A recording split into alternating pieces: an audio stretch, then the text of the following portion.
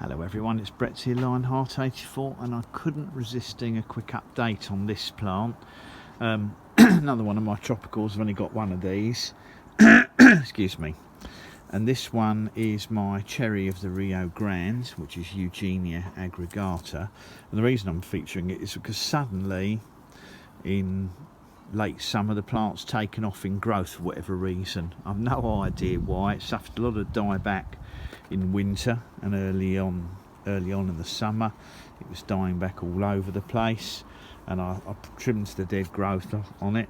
Can't remember if I repotted it this spring or not, but suddenly it's just gone mad. And some of these shoots here, this new growth here, is a good 8 inches long, so you know, that's a good 20 centimetres, and all this new growth at the top's 6 inches, so that's a good 15 centimetres.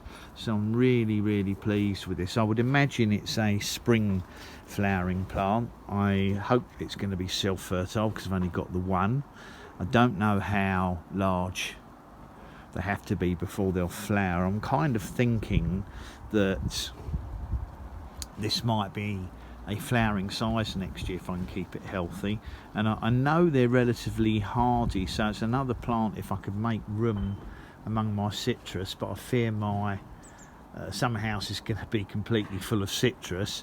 I'm kind of thinking that it might prefer to be in my summer house rather than in my kitchen, because it doesn't really like the dry atmosphere and the low light levels. But the shoot growth has been absolutely fabulous.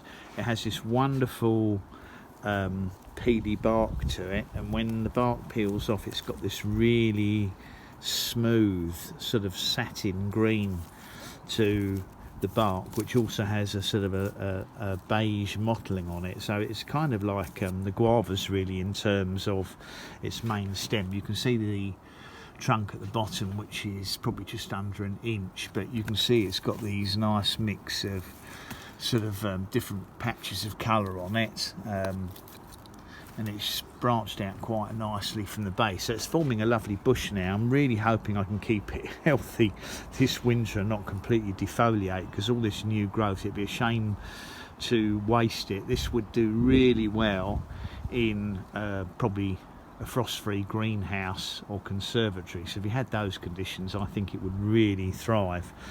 It's certainly one of the hardier tropicals, but when you've only got one plant, you can't risk these obviously outside in our growing conditions, because you'd probably end up with a dead plant that you can't replace.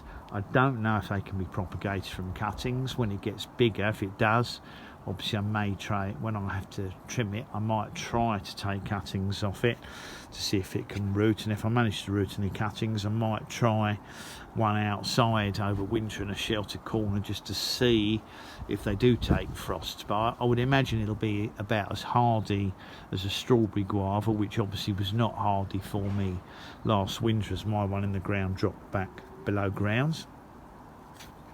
But I know there's people interested in some of these tropicals, so I thought it merited having an update video on it. As I said, that's my cherry of the Rio Grande, and it's a Eugenia Aggregata, and hopefully if it flowers one day, it's going to be self-fertile and produces some interesting fruits which might be quite nice to eat. Fingers crossed. Thanks for watching the video. Much appreciate it. Please give me a thumbs up. Welcome to share it, of course. Do subscribe if you haven't done so already, and click on the bell if you want to know when new videos come out. I'll catch up with you all soon. Brett out for now.